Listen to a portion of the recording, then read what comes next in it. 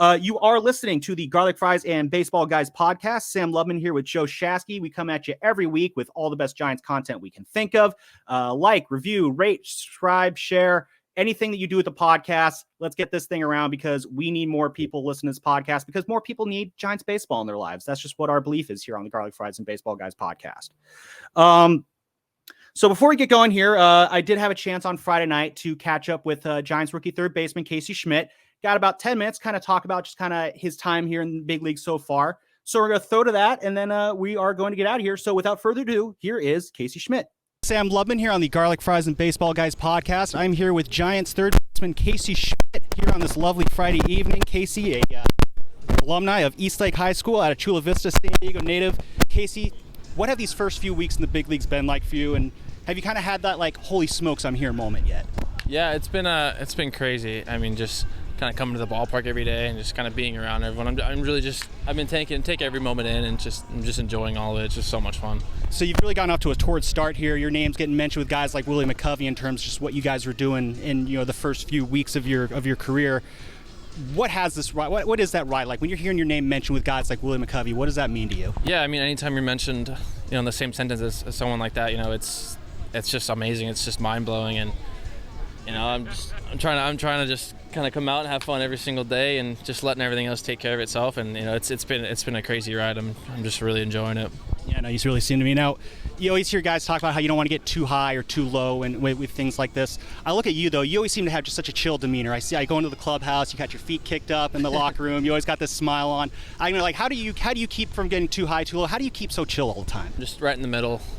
Like you see, baseball is a game of failure. It's a really tough game, and for me, I just try to be as relaxed as I can as possible, and I try to be the same person every single day, whether I'm 4 for 4, 0 for 4, and, I think just kind of carrying myself like that has kind of helped me a lot.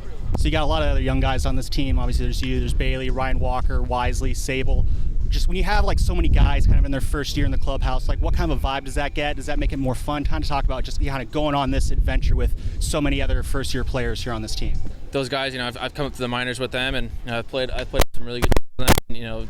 We're all here right now, and it's a special moment just to kind of look over and see them, and then see all the older guys too and other guys. It's been amazing. So I know you did some pitching in college before switching over to infield. At what point did you make that decision to go from infield full time?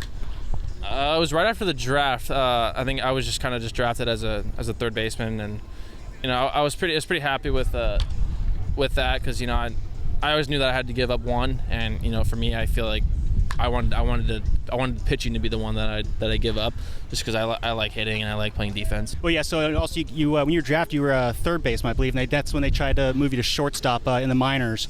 What was like kind of learning that new position almost kind of on the fly? Was it difficult? Was it easy for you? Kind of talk about what that transition was like. It's been a lot of fun. A lot of learning's gone on. I played shortstop until I was about 12, so just kind of going back and relearning the position, and being over there and also learning how to play second base, and I'm just really enjoying just kind of learning the different positions. You miss pitching at all? No. So you haven't asked Kapler if you can throw an inning yet? No. There you go. Between the player from when you were drafted out of college compared to where you're at now, just in terms of how you've grown as a player, what do you think you've improved the most on in your game overall since you've been drafted? I feel like just kind of different parts of my game, the hitting, fielding, the mental side as well.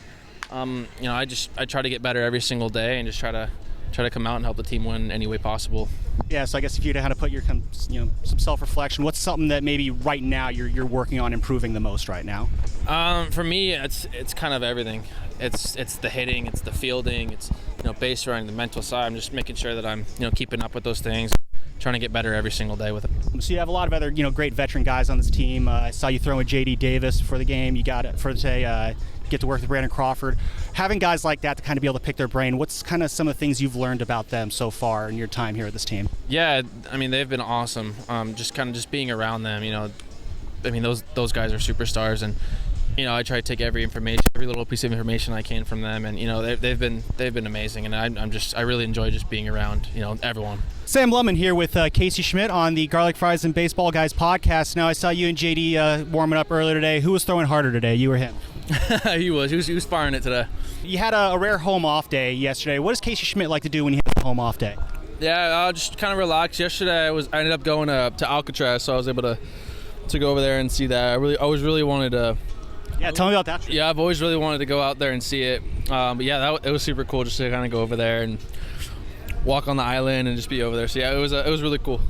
Yeah, is that something you've always been wanting to do? Other kind of sightseeing? So yeah, when it comes to like, exploring around San Francisco, how much have you done so far? I know you've only been here for a few weeks, but how much getting around have you done? Not too much, because we got games and then the night games, and I'm going to bed, getting ready for the next day. But yeah, not too much. But yesterday I was able to go explore a little bit. Yeah. So when you do try to get out and explore, like at Alcatraz, are there other things like what do you kind of want to find when you go out into the city? You a museum guy, a shop guy? You kind of look for other fun things. You a food guy? What would you go look for out in the city? I mean, a little bit of everything. I went to aquarium last time I was out here for like a camp. So that was really cool. I'm into like going to like museums and like aquariums and the kind of stuff like that. Yeah, well, got to get out to Cal Academy of Sciences out in near Golden Gate Park or the DeYoung. Those are great museums to get to. So you ever get out to those? I'll definitely take a trip to go see one of those.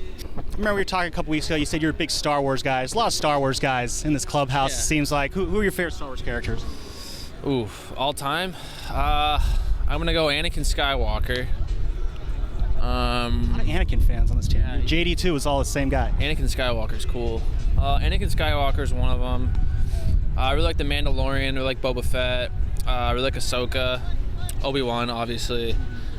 When you were kind of growing up collecting stuff, were you a Lego guy, a video game guy? Did you just get the action figures, a combination of the three? Was there a thing that you got that was like, made your childhood when you got it?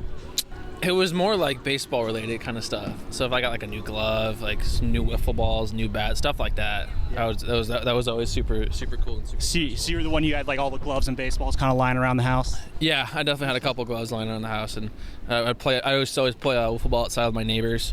So we'd go out there and we'd play with them. Sour Patch Kids. Why were they the secret to getting Mitch Haniger hot? I don't know. I think it just happened. I mean, I was eating them out of a cup, and then I was just like messing around. I gave him one. He ate it, and then he had that day, and he's just raking. Do you do the same color every day? A different color? Does the color matter? I've been giving him the blue ones for the past couple weeks. So when the blue ones stop working, do you move on to a different one? Yeah, we'll move on. Whatever we got to do. What about Sour Patch Kids versus like the sour watermelons? Is there a difference there? I mean, the Sour Patch Kids, there's different flavors, so you always got to stick with the That's true. So aside from Sour Patch Kids, what are the other go-to candies that you enjoy, or is it just the Sour Patch? Yeah, it's just the Sour Patch. I try not to have too many sweets, but yeah, big on Sour Patch. So Sour Patch, here's me. I'll be. That's kind of a good go-to for everybody, right? Yeah. So when you were growing up, who are some of the players who are your favorite players as a kid growing up? Who's the batting stance you loved imitating when you were a kid? Or when you were pitching, who was the pitcher you loved imitating? So funny story, me and my neighbor, we would have like a little draft, and we'd draft like all these players, like all the major league players, and we'd play wiffle ball, World Series kind of thing, and we'd go up there and we'd imitate the stances of the guys that we put on our team. So yeah, it's a little bit of everything. I've been able to kind of do different people's stances. Pretty funny. Who was the most fun stance that you would do? I don't know off the top, but I just enjoyed I do enjoy doing both because I could swing from the left side too. Yeah. So I can't just pick one. There was just so many that I just had fun doing them. Like I don't know, there was something about them. All right. So since you've been up here, what's been the most fun part about being a big leaguer? I think just kind of being out here, being out with the team, being around all the fans, and just seeing my family here is awesome too. It's been really cool just to be up here and be playing over here with all these guys. Just living the dream, right? Definitely. All right, a couple more, then I'll get you out of here. So, has there ever been a time in your career where you found that like other teams were kind of adjusting to you in the batter's box, so then you kind of had to make an adjustment back? How do you kind of go about making those adjustments? What's that like for you? What's that process like for you? Yeah, I mean, baseball's a game of adjustments, and I mean, teams are going to adjust, and I just gotta find a way to go out there and compete and try to help the team win. But yeah, I'm always constantly making adjustments, trying to alter, not to alter too much, but trying to do stuff that I know that's going to help me. You want kind of more like drill focused, video centric? Yeah, it's usually a mixture of both.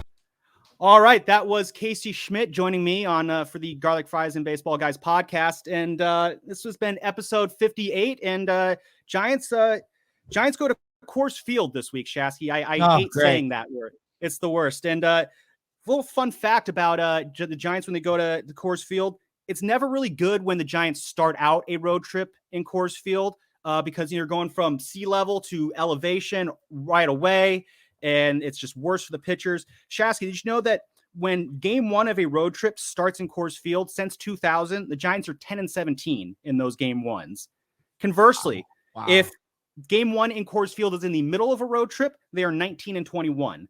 And that is just basically the adjustment that pitchers have to go through that quickly is very brutal. Conversely, it's the opposite when the Rockies come here. When the Rockies start a road trip at Oracle Park, they never do well. The Giants go winter. So it does go both ways. So remove them from the division. Exactly. Pretty much as miserable as Giants fans are when the Giants go to Denver, that's how miserable Rockies fans are, well, in general, but when they also come to have to play here in San Francisco. So it does go both ways. But I'll leave you with this. I think the Rockies have the most underrated City Connect jerseys of them all. I love the white top with green half and then green bottoms, the green pants. I love the colored green pants. Does kind of work up there. Yeah. I love them. I love all the colored pants. Nobody else does but me. They look like travel teams. I love them. I love everything about it. And Giants fans, shut up about Casey Schmitt swinging too much. All right. Let the kid be a kid. He's a rookie. We've been waiting for a rookie to come up and have a great first month forever. He just did that. Okay. He swings at everything. Guess what? So did Brandon Crawford. So did Matt Williams. So did a lot of young infielders when they first came in. He's been up a month. Everyone pumped the brakes. Let me ask you this. With 2 strike counts, this is my favorite. He's got to learn how to work the count better. 2 strike counts in the history of baseball, going back to 1988 when they started tracking these things. There's one guy with 3,000 plate appearances in their career who hit over 265 in any 2 strike count. His name is Tony Gwynn, and he batted .310. Okay? Everybody needs to pump just be Tony Gwynn. It's not that hard. No, everybody else sucks with 2 strikes. That's the fact. Tough, yeah. So you're supposed to swing early and often. Yes, plate discipline is something he can learn. He can get better at. He'll learn how to work the count. Hitting with 2 strikes is an art. All right? Mm-hmm. He will get better. The discourse around Casey Schmitt swinging so much is really bugging me. Yeah, it's a month in. This is brought up with Kapler a lot. I know Kapler's kind of gotten on me for asking about it. Again, he told me I was being too granular for asking about it. They're not worried about Casey Schmitt there. Yes. Right? They're letting him play his game. Casey Schmitt isn't worried about Casey Schmitt right now. Good. He's going to go out and play his game. He knows how to adjust. He's a smart hitter. He knows how to work the zone. He's a rookie. Let him go out, let him do his thing, and eventually the results are going to start to come around. I have full faith in Casey Schmitt. As again, like I told him today, like I feel like you and I, we're going to be around here a while talking to each other. So I'm not stressing over Casey Schmitt. You know what? Let him work through his growing pains. Rookies have growing pains. Even Buster Posey had growing pains in his rookie year. It's going to happen. So just got to roll through it. And that's basically the message that I think you need to remember with all these young guys is there's going to be mistakes. You just got to roll through them. So anyway, wrapping it up here, Sam Lubman and Joe, the Butcher Boy Shasky, thank you for tuning in, and we will see you on the next one.